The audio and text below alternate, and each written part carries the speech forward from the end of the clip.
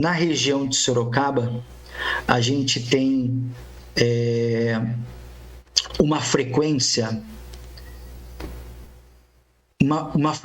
importante das linhagens P1 e P2 e, em terceiro lugar, da linhagem B1128. Repórter RMS News. O Brasil superou a marca de 13 milhões de casos de Covid e registrou 1.623 mortes pela doença nas últimas 24 horas, totalizando nesta segunda-feira 333.153 vítimas. Com isso, a média móvel de mortes no país nos últimos 7 dias ficou em 2,69. Em comparação à média de 14 dias atrás, a variação foi de alta de 15%, indicando aí uma tendência de estabilidade nos óbitos. Os números estão no levantamento do consórcio de veículos de imprensa sobre a situação da pandemia de coronavírus no Brasil. Em Sorocaba, a prefeitura, por meio da Secretaria da Saúde, registrou um aumento do número de recuperados da Covid nesta segunda-feira, chegando a 44.150 desde o início da pandemia. Já os casos confirmados com a doença passaram de 45.575 para 46.094. Os óbitos com a confirmação da doença subiram para 1.194 e a taxa de letalidade no município é de 2,5%, da taxa estadual, que é de 3%, e da taxa nacional, que se encontra em 2,6%. O atual cenário da pandemia em Sorocaba e no Brasil. Para conversar conosco, para falar sobre este assunto, recebemos aqui no portal RMS News, no repórter RMS News, o professor Eric Barioni, coordenador do curso de Biomedicina da Uniso. Professor, mais uma vez, bom dia. Prazer imenso tê-lo conosco aqui. O professor e a doutora Marina me lembrava bem antes da entrevista. Foi o nosso primeiro entrevistado há quase um ano, ou próximo mais de um ano, quando do surgimento da pandemia, em que a gente desconhecia esse cenário. E naquele momento o professor já começava a nos pontuar sobre os cenários que nós poderíamos enfrentar. Passado esse período, o professor aqui está conosco. A minha pergunta é a seguinte: nessa linha do tempo, o que mais lhe surpreendeu dentro desse contexto e qual que é a realidade que estamos vivenciando hoje, e há um fim para esse momento ou não, conforme alguns cientistas ontem já indicaram em estudos dos Estados Unidos de que a Covid veio para ficar? Bom dia. Professor? Bom, Oliveira Júnior, Marina Elaine, mais uma vez, bom dia para vocês, bom dia a todos aqueles que nos acompanham, um ótimo dia, uma semana abençoada para todos nós. Você lembrou bem, né, Oliveira Júnior? E nós estivemos juntos com a Marina Elaine, falando lá atrás sobre o coronavírus, e me veio também uma lembrança bem no comecinho do ano passado, quando eu fui convidado pela Santa Casa de Sorocaba para ministrar uma palestra também sobre coronavírus, e ainda eram muitas especulações sobre como que a pandemia iria se comportar no Brasil. Era um momento ainda de cautela, onde o poder público, a diretoria da Santa Casa estava se preparando, e foi logo no início também do ano passado, muito próximo daquele momento em que nós estivemos juntos aqui na RMS News, falando sobre coronavírus. O que mais me surpreendeu nessa pandemia é a lacuna que existe entre a informação e a compreensão da informação. Na verdade,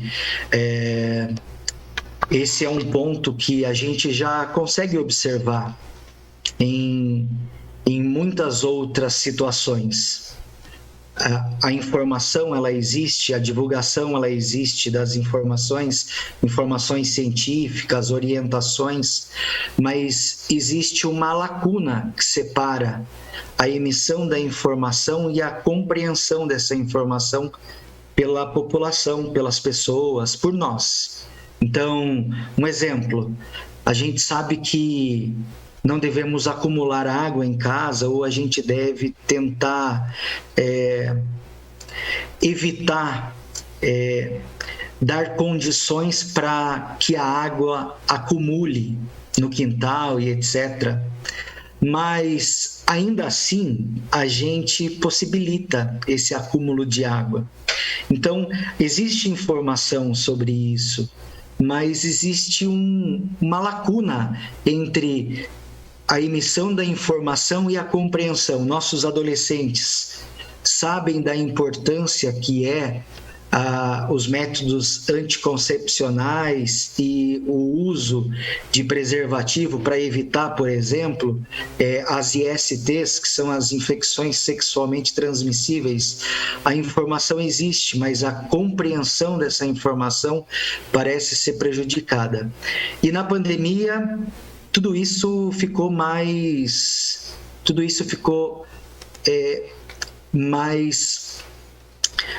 intenso. Essa lacuna, ela se mostrou mais intensa. Então, a gente precisa usar máscara, a gente precisa praticar higiene, a gente precisa, enquanto pessoa física e também enquanto, não sei se é correto essa forma de apontamento, mas enquanto pessoa jurídica, comércios, também precisamos nos preocupar e continuar nos preocupando, possibilitando formas de higienização das mãos e, enfim, uso de máscara, distanciamento, não fazer festas nesses momentos e etc. Mas parece que existe uma lacuna grande que separa a informação que é enviada da compreensão. E isso ficou ainda mais forte com toda essa questão política que se confundiu com a ciência.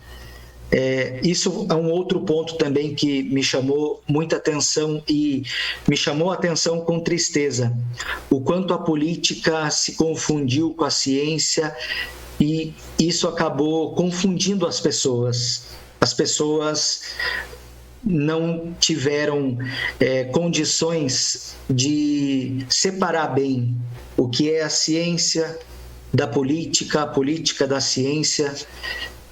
Os políticos, majoritariamente, infelizmente, fizeram essa confusão e, fora as práticas negacionistas que a gente também tem visto no governo, que é outra coisa que chama a atenção de maneira muito negativa, então tudo isso contribuiu para esse cenário onde a lacuna que existe entre a emissão da informação e a compreensão parece ser cada vez maior. E essa é uma barreira, não seria uma barreira, mas esse espaço é algo que a gente precisa aproximar, a emissão da informação da compreensão das pessoas. E RMS News, você, Oliveira Júnior, Marina Elaine, os profissionais da saúde têm trabalhado nessa frente, tentando diminuir essa lacuna. E eu vejo, sim, uma luz no fim do túnel, Oliveira, completando a sua pergunta, com a vacina. Infelizmente, nós, no Brasil, ficamos para trás na fila da compra das vacinas, naquele momento que seria o momento mais correto para isso, talvez no ano passado, no meio do ano passado, enfim. perdemos esse tempo, perdemos esse time, o tempo passou, os acordos vieram mais tardiamente e hoje nós sofremos o impacto disso, né? Estamos com as vacinas da Coronavac, majoritariamente, da AstraZeneca, recebendo outras vacinas também que virão mais próximo do final do primeiro semestre e início do segundo semestre, mas a luz no fim do túnel para a gente é com a vacina. Então, com a vacinação a gente vai conseguir. E se livrar de vez do coronavírus, afirmar que isso é possível, isso não é possível, é muito delicado. Correto. Eu acho que nesse momento não há possibilidades reais de se livrar do coronavírus, mas a gente não sabe como que vai ser o comportamento desse vírus na hora que grande parte da população mundial estiver vacinada. Então, é difícil afirmar isso por ser uma questão delicada e que qualquer afirmação é arriscada demais. É isso, Oliveira. Como que o senhor fez uma explanação geral muito importante para a gente poder entender esse cenário? Daqui a pouquinho a Marina também já entra com a gente aqui na tela. É só aguardar um minutinho que já vai entrar com a gente. Professor, como que o senhor viu as medidas tomadas na esfera de Sorocaba, desde o governo anterior até o governo atual? Olha, eu acho que Sorocaba veio desde a administração anterior trabalhando de maneira regular e eficiente. Diria que na administração passada, eu tenho certeza que os administradores fizeram o melhor naquele momento, com as ferramentas que eles tinham em mãos para fazer. E essa administração mais atual, eu tenho visto com bons olhos, na verdade, as práticas que têm sido desenvolvidas, com exceção da disponibilização desse tratamento precoce.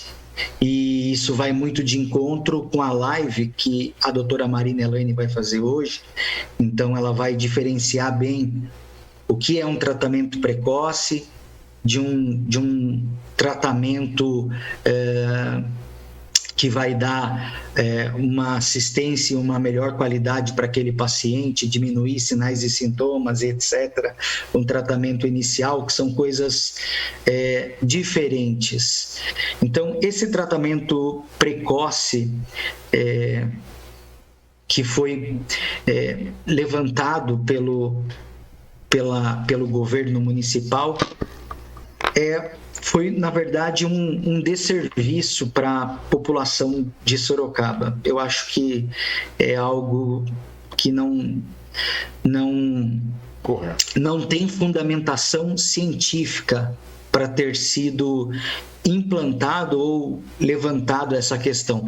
Fora isso, a gente tem visto um movimento de criação de geração de mais leitos, ao mesmo tempo em que também há uma preocupação em divulgar e intensificar as medidas de distanciamento social, há uma mobilização do próprio prefeito pedindo para que as pessoas fiquem em casa. Então eu vejo isso com bons olhos. Isso é positivo.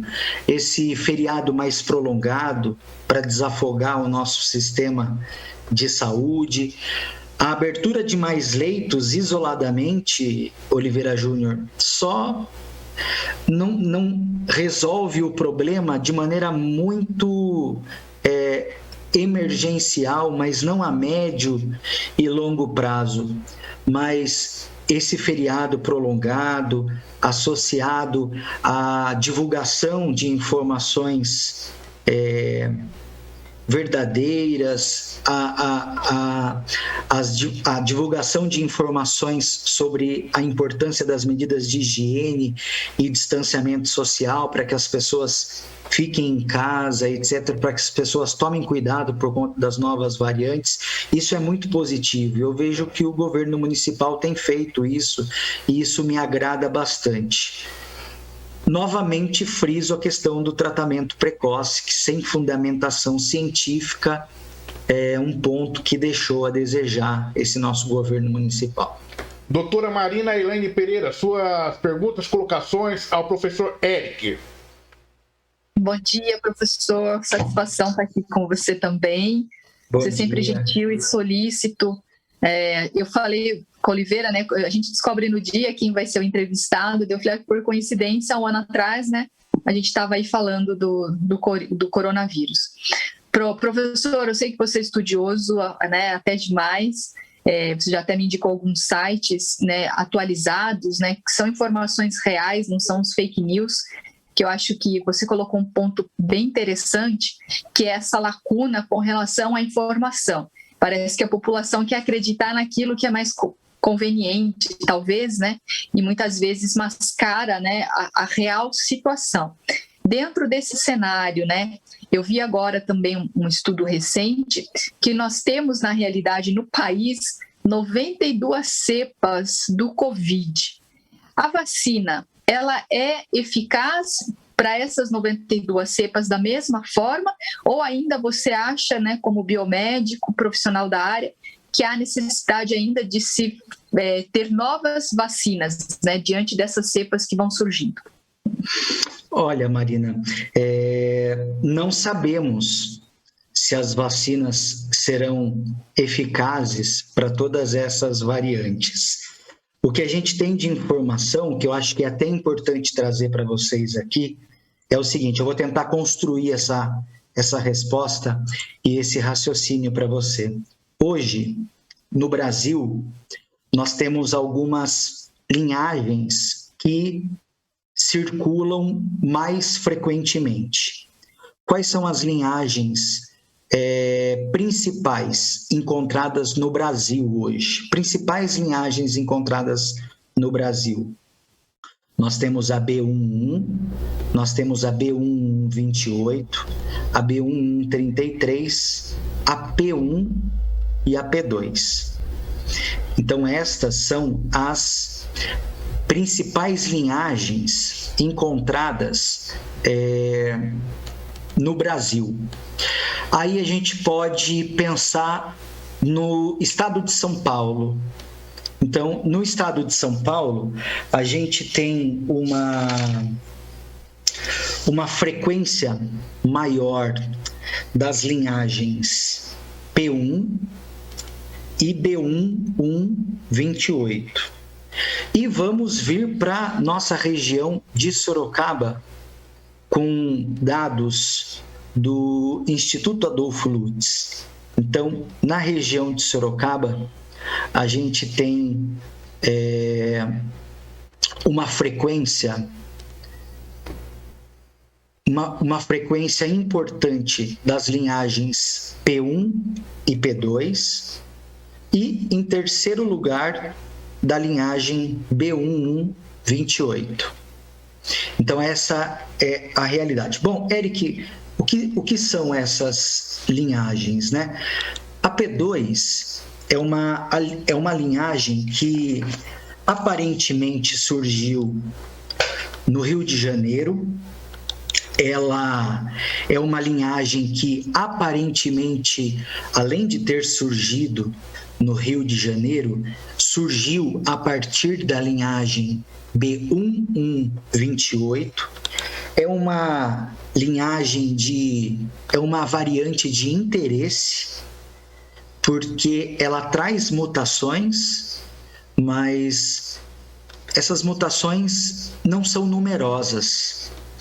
Mutações na proteína S, mas não são mutações numerosas. Essa é a P2. Nós temos a P1, que ao contrário da P2, é uma variante de preocupação. A P2 é de interesse. a P1 é de preocupação. Por que ela é de preocupação, Eric? Porque ela tem um número maior de mutações na proteína S. Essa proteína S, chamada de proteína Spike, Oliveira Júnior, ela é a proteína aonde os anticorpos se ligarão. Então, mutações nessa proteína representam uma possibilidade de escape do vírus,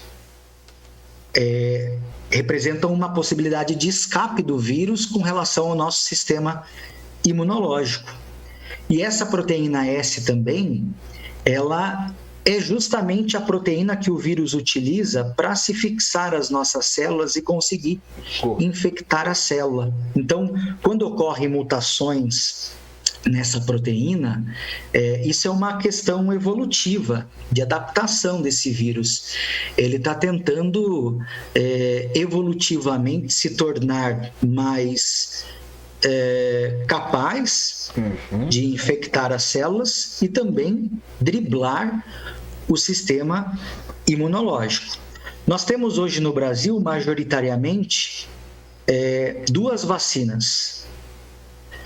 A gente tem a vacina da Coronavac, de vírus inativado. Então, nós temos um vírus morto que é ofertado ao organismo, e o nosso organismo, para aquele vírus morto, pode produzir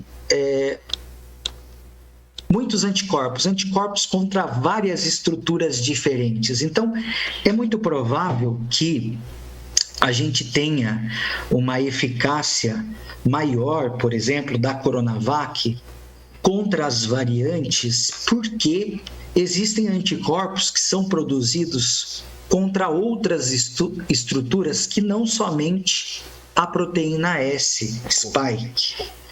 E, para completar, Oliveira, nós temos a P1, que é essa variante de preocupação, chamada de variante de Manaus, que provavelmente surgiu lá no Amazonas, e essa variante é de preocupação porque tem múltiplas mutações e ela tem uma semelhança importante com a variante B1351. A variante B1351, Marina, é a variante da África do Sul.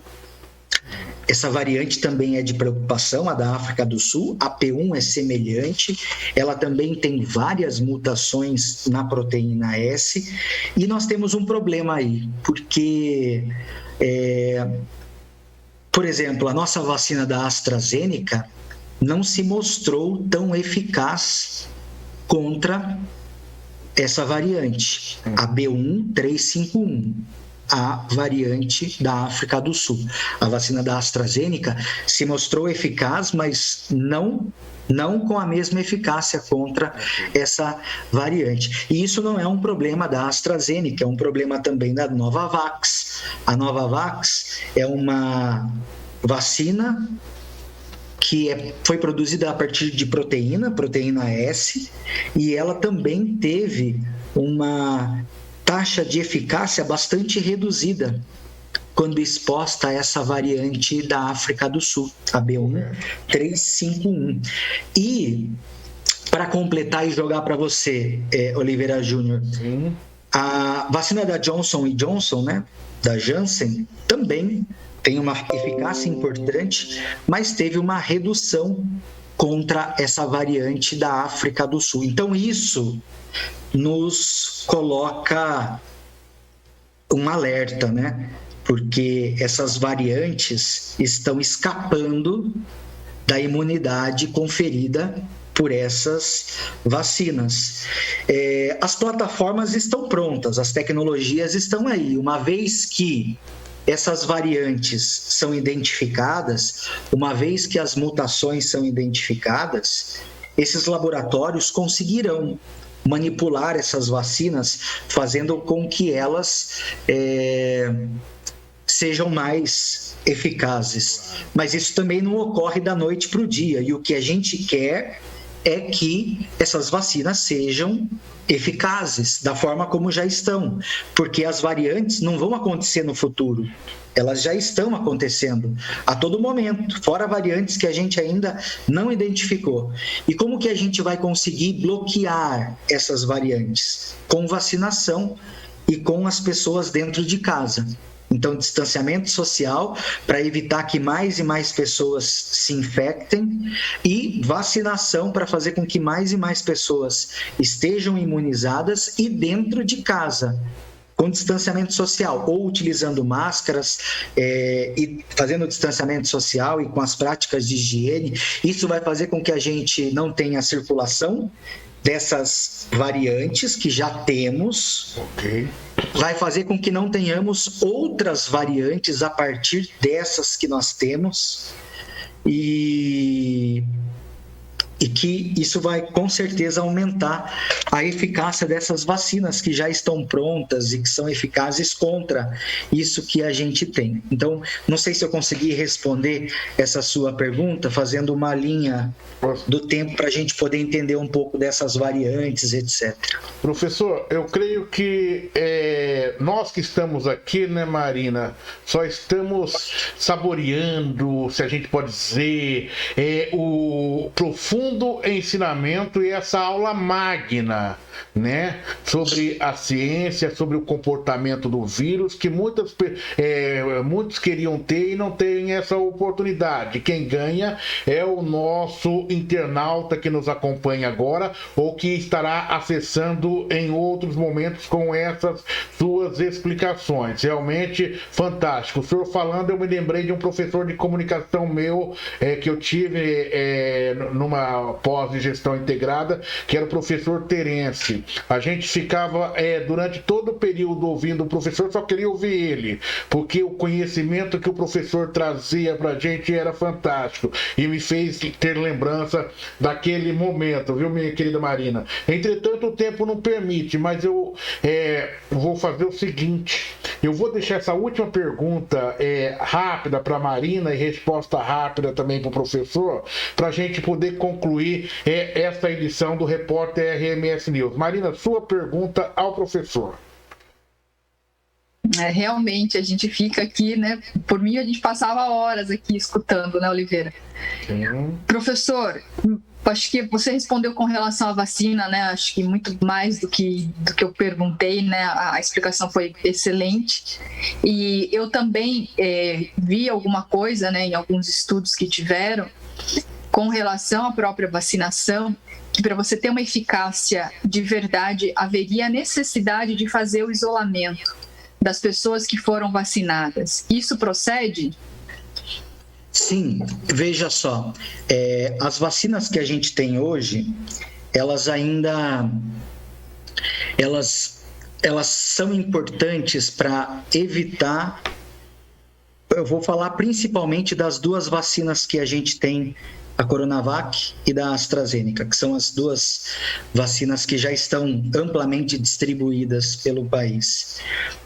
Essas vacinas são importantes para impedir que a doença evolua, que o paciente evolua para um quadro mais grave.